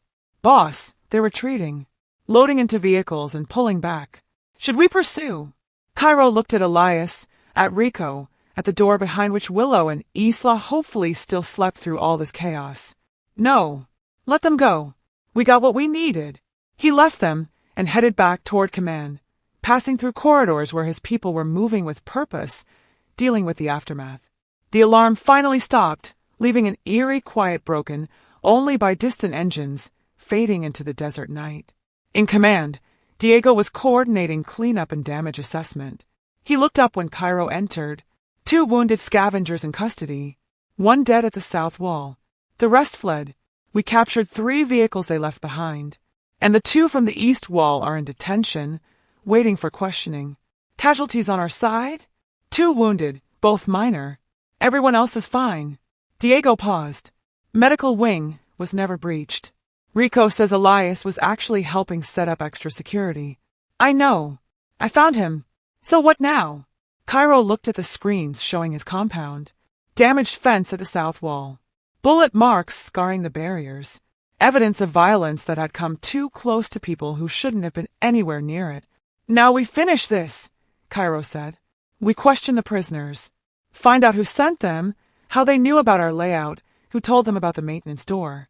And then we end the scavenger problem permanently. No more half measures. No more waiting for them to scatter and regroup. We find every last one and we finish it. That's going to take resources. Then we use them. Whatever it takes. Cairo turned to face Diego directly. They attacked my home. Threatened people under my protection. That crosses every line that matters. So we respond the only way that makes sense. With overwhelming force and absolute finality. Diego nodded slowly. I'll start coordinating teams. And Diego, spread the word. Elias is back in. He proved himself tonight. Anyone who has doubts about him, they answer to me. As Diego left to handle logistics, Cairo stood alone in the command center, watching screens that showed his compound slowly returning to normal. Security teams patrolling. Medical staff checking on the wounded. Everything functioning despite the attack. But it had been too close. The scavengers had nearly breached his defenses. Had come within feet of the medical wing, where Willow and Isla slept. That couldn't happen again. Wouldn't happen again. Some promises were worth any cost to keep. And Cairo was done being gentle with people who threatened those promises. Dawn came slowly, painting the desert in shades of orange and pink that looked too peaceful for a place where violence had just visited. Cairo stood in the detention area, staring through reinforced glass at the 2 men they'd captured trying to breach the east wall. They sat in separate cells, both showing signs of a brief fight that had stopped them. One had a black eye swelling shut, the other held his ribs like they might be cracked. Neither looked defiant anymore, just tired and scared, realizing they gambled everything on a desperate attack and lost. Victor approached from behind, carrying a folder thick with papers. Got their names from fingerprints. The one on the left is Carson Webb. The other is his brother, Jack. Both have records going back 10 years. Assault, theft, weapons charges. They were part of Lynch's original crew. Where's Lynch now? Cairo asked. Still in isolation. Been there since we brought him in. He's been asking to make a deal. Everyone wants to make a deal after they're caught. Cairo turned from the glass. Did the brothers say anything useful? Not yet. But they will. They're scared enough.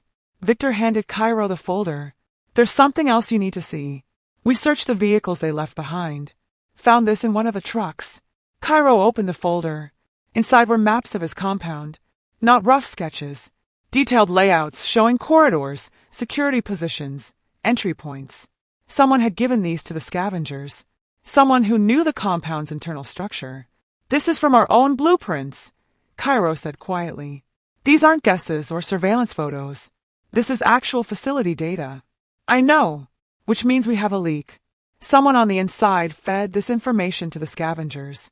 Victor's expression was grim. I've been going through personnel records. 3 people have left the compound in the past month. 2 were transfers to other operations. 1 was fired for poor performance. The fired one. Where is he now? That's the problem. Nobody knows. He stopped checking in 2 weeks ago. Just vanished. Cairo studied the maps again, his mind working through implications. A former employee selling information to the scavengers. teaching them the compound's weaknesses. That was how they knew about the maintenance door, how they planned their attack. Find him, Cairo said. I want to know where he is and who he's been talking to. Already working on it. Victor paused. Boss, there's one more thing. Detective Miller called. He's coming here. Should arrive within the hour. Did he say why? No. Just that it was urgent and related to last night's attack. Victor's eyes narrowed. You think someone reported the gunfire? In the middle of the desert? Doubtful. But Miller has sources. He probably heard through police channels that something happened out here. Cairo closed the folder. Let him come. We'll tell him the truth. We were attacked. We defended ourselves. Simple. And the prisoners? That was the real question. What to do with the 2 men sitting in those cells, and with Lynch still waiting in isolation. Under normal circumstances, Cairo would handle this internally. Quietly. Permanently. That was how his world worked. Problems that couldn't be solved legally got solved in other ways. But these weren't normal circumstances anymore. Isla's face flashed in his mind. Her small hand taking his, her voice saying thank you with absolute trust. She believed he was good, believed he did the right thing. If he executed these prisoners, if he made them disappear the way he'd made problems disappear for 15 years, what did that make him? The same as them, just more efficient. Hold them until Miller arrives, Cairo said. Let him see what we caught. Let him decide what happens next. Victor's eyebrows rose in surprise. You're giving them to the cops? I'm acknowledging that some things are bigger than my authority. That there's a system, broken as it is, that exists to handle exactly the situation. Cairo started walking toward the exit. Come on. We need to prepare for Miller's visit. An hour later, Detective Miller's car pulled through the compound gates, dust trailing behind it like smoke. Cairo waited at the main entrance, Diego beside him. The detective emerged from his vehicle, his partner following. Both men looked around at the visible damage to the south wall, the bullet marks scarring metal barriers, the evidence of recent violence. Mr. Afifi, Miller said, approaching with caution. I heard you had some excitement last night. Someone attacked my compound. We defended it. Cairo gestured toward the building. Come inside. There's something you need to see. He led them through corridors to the detention area. Miller's eyes took in everything, cataloging details the way detectives did, building a picture of what this place really was beyond its surface appearance. When they reached the cells holding the Webb brothers, Miller stopped cold.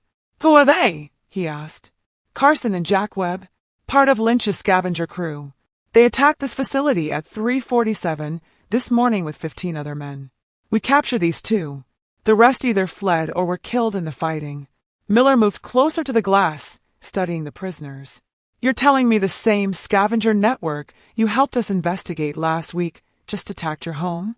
That's exactly what I'm telling you. Why? Because we've been hunting them, systematically, taking them down one by one. They got desperate, decided to hit back. Cairo pulled out the folder Victor had given him, handing it to Miller. They had detailed maps of my compound, internal layouts, security positions. Someone gave them that information. Miller flipped through the maps, his expression darkening. This is sophisticated, too sophisticated for desert scavengers. I know, which is why I wanted you here. This isn't just about Lynch's crew anymore. It's about whoever was backing them, protecting them, feeding them information and resources. You have theories, better than theories. I have evidence. Cairo led them away from the cells, toward a conference room he'd prepared earlier. Inside, boxes sat on the table.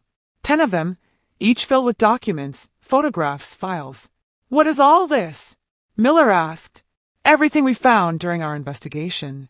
Names, dates, money trails, evidence of corruption involving local police, connections to Garrett Moss's mining company, records of payoffs to keep the scavengers operating freely. Cairo gestured at the boxes.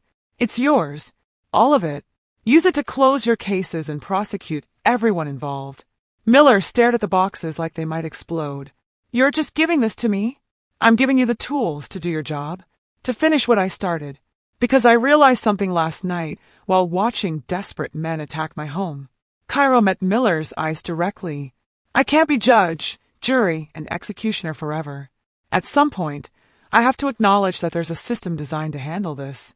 And even though that system is flawed, even though it doesn't always work the way it should, it's still better than one man deciding who lives and who dies. The detective studied him for a long moment, trying to understand the angle, looking for the trap. What do you get out of this? I get to keep my promises without losing my soul. I told a 7-year-old girl that the bad men were gone, that they'd never hurt anyone again. If I execute your prisoners, I keep that promise through violence. If I hand them to you, I keep it through justice. One way makes me a monster. The other makes me something else. Something else, Miller repeated. Like what? I don't know yet, but I'd like to find out. Miller's partner spoke up for the first time. This evidence. How did you get it? Through methods you probably don't want to know about, but it's legitimate. Your forensics team can verify everything. It will hold up in court. Miller picked up one of the folders from a box, scanning its contents. Bank transfers, photographs of meetings between Moss and known criminals, recorded conversations that implicated multiple people in the scavenger network. It was comprehensive, damning, exactly what he needed to build cases that would put people away for decades. If I take this, Miller said slowly, I'm going to have questions about your involvement, about how you got access to information that even our investigators couldn't find. Ask your questions. I'll answer what I can. Some things will have to remain unclear for both our sakes, but the end result is what matters. You get evidence that solves 20+ cases. I get to sleep knowing I didn't become the thing I've been fighting against. The detective closed the folder and looked at Cairo with something that might have been respect. You're not what I expected. Nobody is. We're all just trying to figure out how to live with our choices. Cairo moved toward the door. The prisoners are yours. Take them. Build your cases. Prosecute everyone involved. And when you're done, maybe this desert will be a little safer for people whose cars break down in the wrong place. Miller nodded slowly. I'll need statements. From you, from your security team, from the witnesses. You'll get them. Full cooperation. No lawyers blocking access, no convenient memory gaps. We'll tell you exactly what happened. What about Lynch? You still have him. In isolation, waiting for exactly this moment. Cairo opened the door. He's yours too. All of them. Every scavenger we caught. Take them and finish this. 2 hours later, Miller's car left the compound with 3 prisoners in custody and 10 boxes of evidence that would reshape his investigation. Cairo watched from the command center as the vehicle disappeared into the desert, carrying away men he could have easily killed but chose instead to save. Diego stood beside him. That was either the smartest move you've ever made or the riskiest. Maybe both. Cairo turned from the window. But it was the right move. The only move that lets me look Isla in the eye and not feel like a hypocrite when I tell her the bad men are gone. Think Miller will keep his word? Build the cases properly? I think he's a good cop who wants to close his cases and help families get closure. That's enough for me. Footsteps echoed in the corridor outside. A moment later, Willow appeared in the doorway. She looked better than she had days ago, still healing but stronger, able to walk without assistance. Her eyes found Cairo immediately. Dr. Vega told me what happened last night. The attack. The fighting. Her voice shook slightly. She said you could have been killed, but I wasn't. Nobody was. We handled it. Because of us. They came here because of us. Tears gathered in her eyes. How many more times will people try to hurt you because you helped us? Cairo crossed the room to stand in front of her. Listen to me carefully, Willow. What happened last night wasn't your fault. It was the choice of desperate men who knew they were being hunted. They would have attacked eventually regardless. You didn't cause this, but we're the reason you're hunting them in the first place. No, I'm hunting them because they prey on innocent people, because they dragged you across the desert and would have done it to others if I hadn't stopped them. That's on them, not you. Willow wiped her eyes. The detective, is he going to arrest you? No. He's going to use the evidence I gave him to arrest everyone else. And then this will be over. Really over. You and Isla will be safe. The desert will be safer. And maybe, if we're lucky, some good will come from all this violence. I don't know how to thank you. You already have. Multiple times. Now you focus on healing. On rebuilding. On being the mother Isla needs.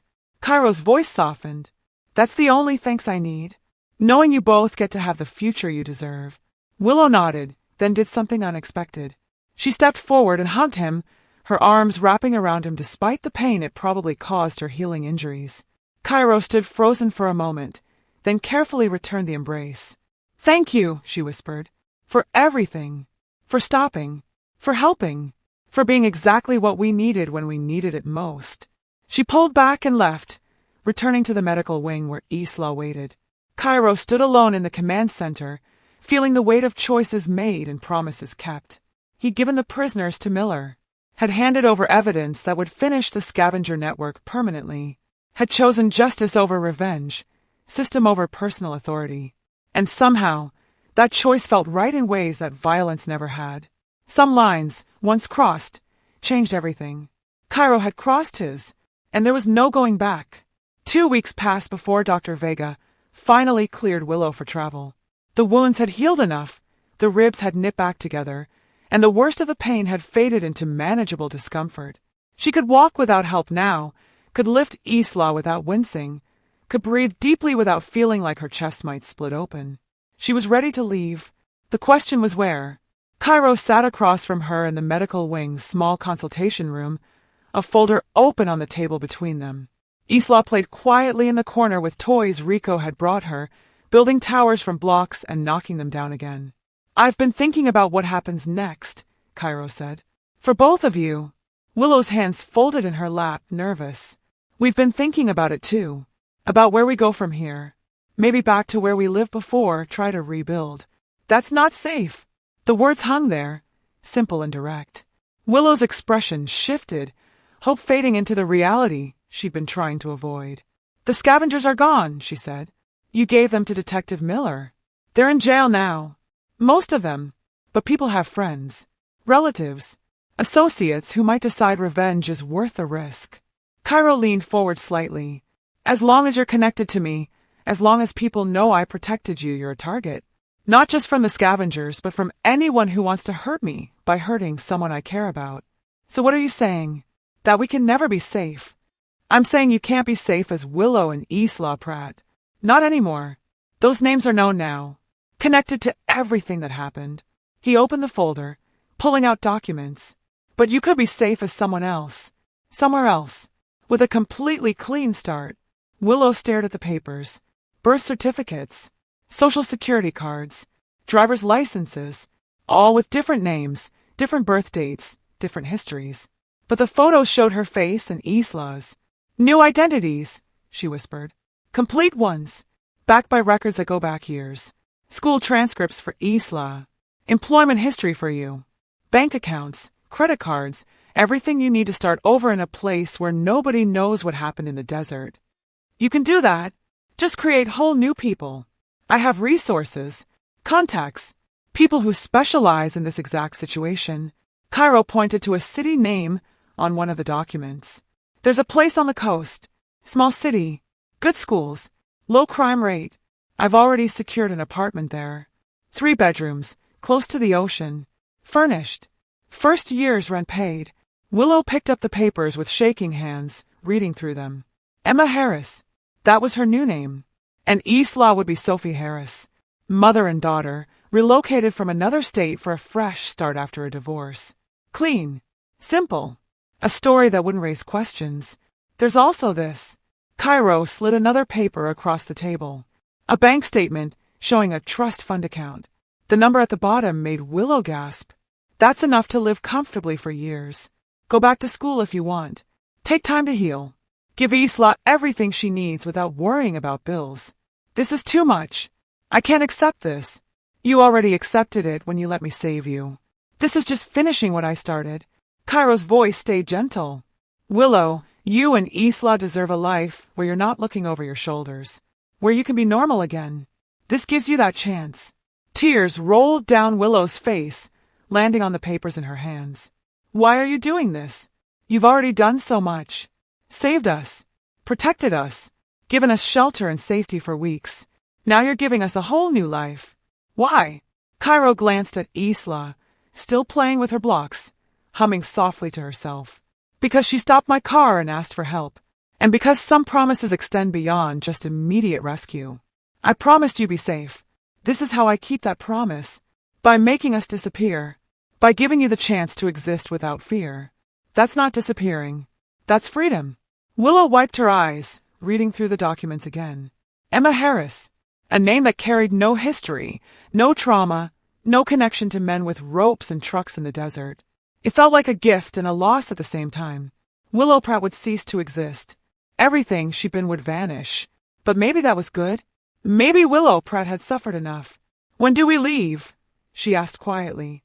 Whenever you're ready. Today. Tomorrow. Next week. It's your choice. And we'll never see you again. It wasn't a question. Just a statement of reality. New identities meant cutting all ties to the old life. No contact with people who knew them as Willow and Isla. No connection back to this compound or the man who'd saved them. A clean break. Complete and final. That's safest, Cairo confirmed. But Willow, if you ever need help, there's a number in the folder. It reaches someone who can reach me. Emergency only. Life or death situations.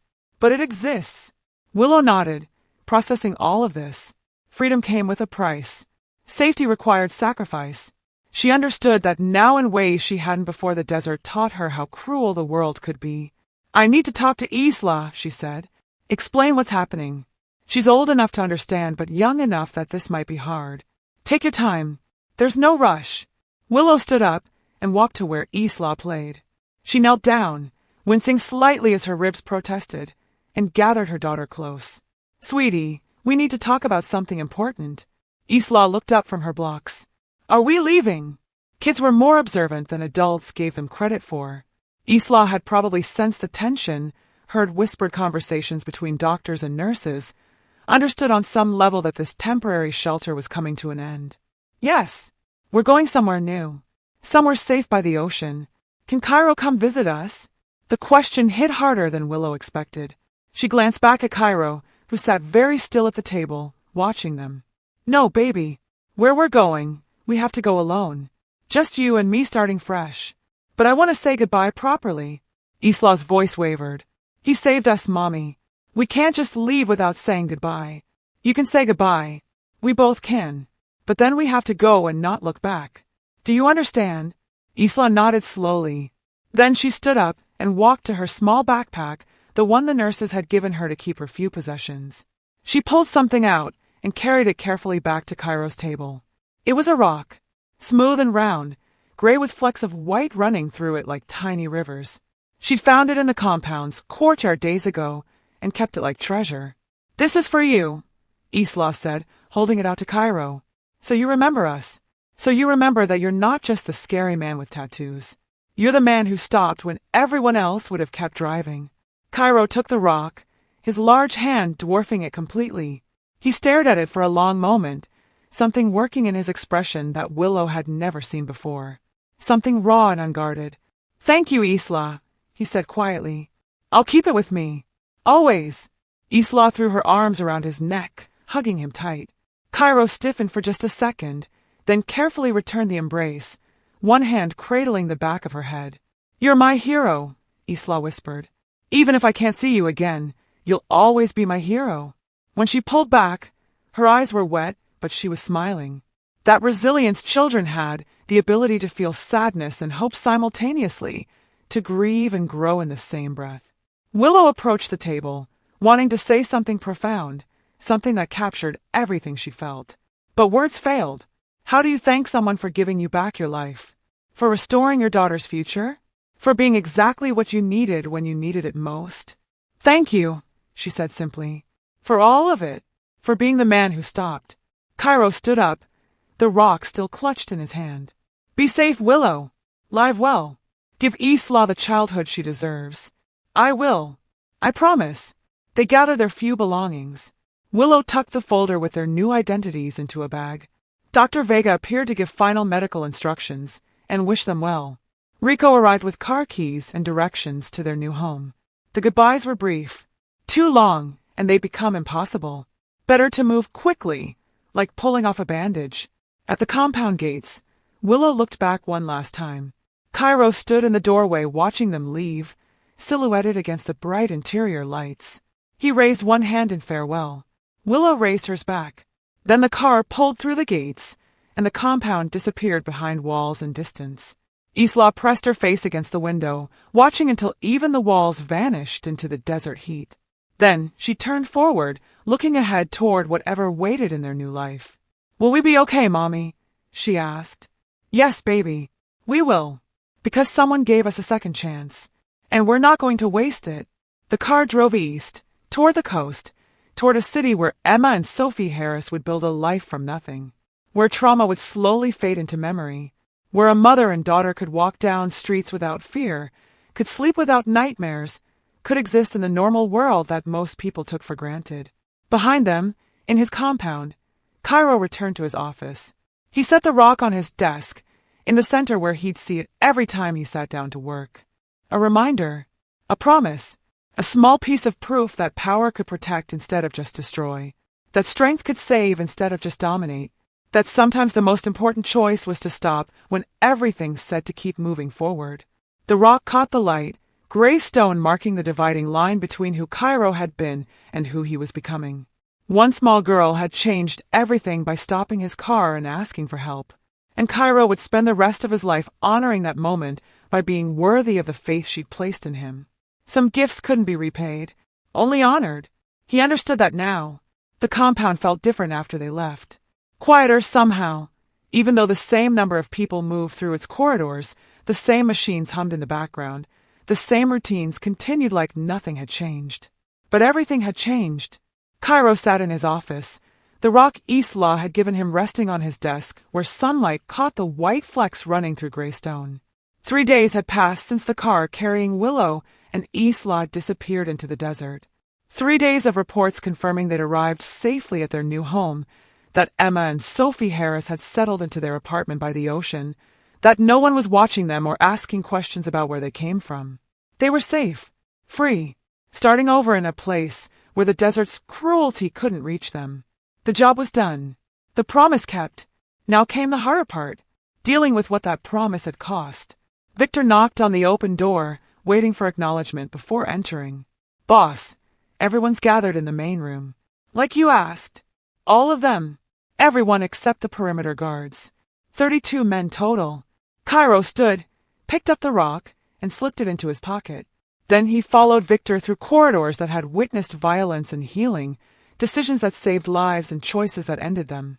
The compound was his creation, built over 15 years into something that controlled territory and commanded respect. But respect built on fear alone crumbled eventually. He'd learned that watching his organization fracture over whether protecting 2 civilians was worth the cost. The main room usually served for briefings and strategy meetings. Today, it held every member of his operation who could be spared from active duty. They stood in loose groups, talking quietly, their expressions ranging from curious to concerned to openly skeptical. Elias stood near the back, arms crossed, watching Cairo enter with the careful attention of someone still deciding which side of a line he belonged on.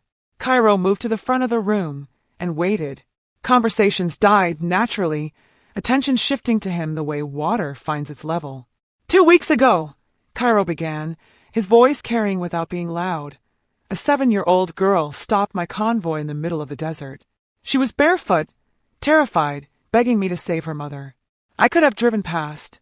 Should have, according to every rule we've followed for years. Don't get involved with civilians. Don't take on problems that don't profit us. Stay invisible and let the world handle its own business.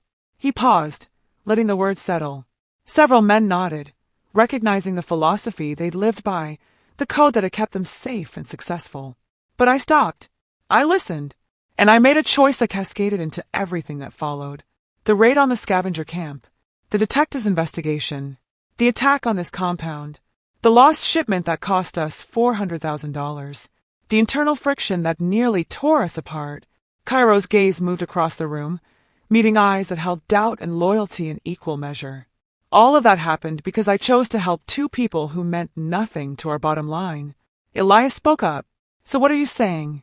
That it was a mistake?" "I'm saying it was inevitable." Cairo pulled the rock from his pocket, holding it up so everyone could see. "This is what that little girl gave me when she left. A rock she found in our courtyard.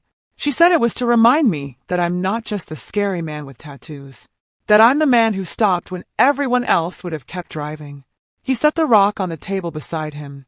For 15 years, I built this organization on power, on the understanding that we control this territory through strength and fear. And that worked. We're successful, wealthy, respected in circles that matter. But respect built on fear alone is fragile. It requires constant reinforcement, constant displays of violence to remind people why they should be afraid. The room was completely silent now, everyone listening with the intensity of people hearing something that might reshape their futures.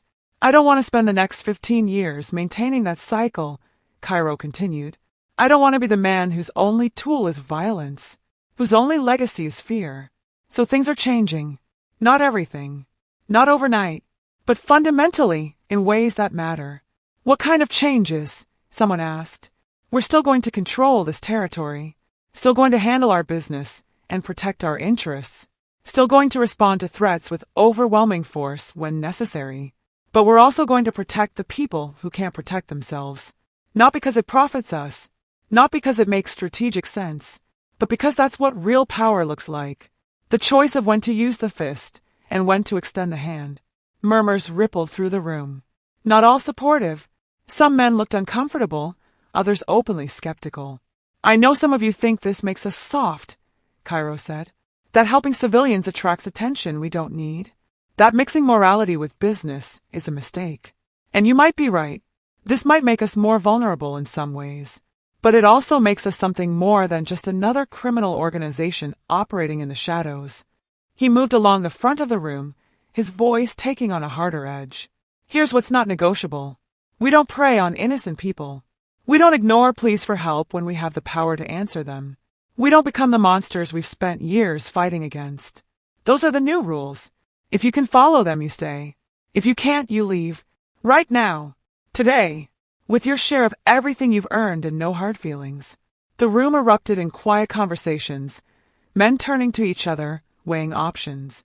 Cairo waited, letting them process, giving them space to decide without pressure. Elias was the first to move.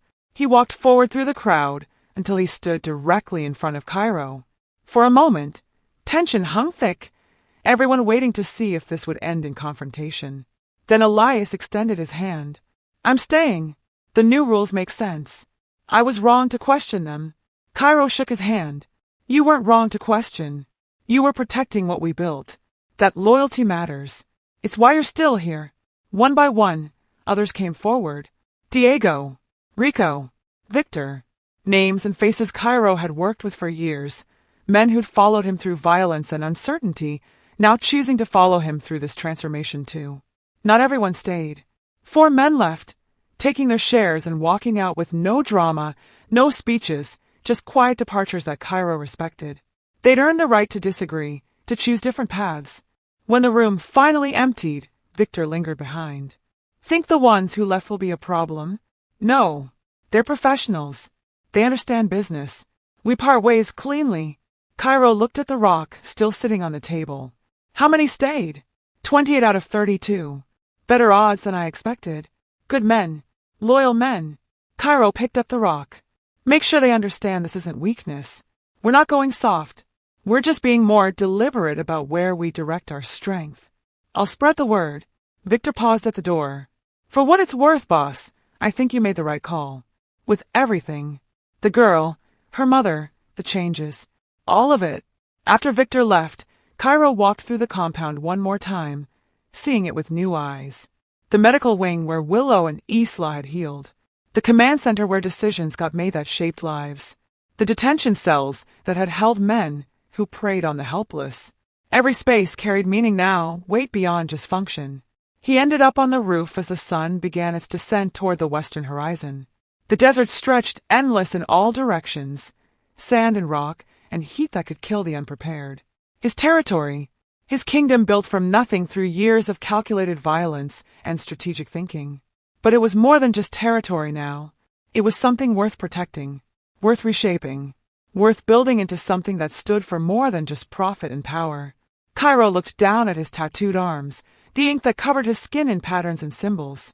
Stories written in blood and silence, markers of territory claimed and lessons learned. Each one represented a choice made, A line crossed, a piece of himself committed permanently to flesh. Maybe it was time for a new one. Something to mark this transformation. Something to remind him of a barefoot child who changed everything by asking for help. The sun touched the horizon, painting the sky in shades of orange and purple that looked almost peaceful. Cairo stood on the edge of his compound, the rock in his pocket pressing against his leg, a constant reminder of promises kept and futures protected. He was still a man of violence, still dangerous in ways that most people couldn't comprehend, still built from choices that existed outside law and morality as most understood them. But he'd found purpose beyond profit, direction beyond just surviving, a reason to use his power for something more than maintaining fear. One small girl had stopped his convoy and shown him a different path, and Cairo Afifi, king of the lawless Mojave, had chosen to follow it. The desert had taught him to be ruthless. A child had reminded him to be human.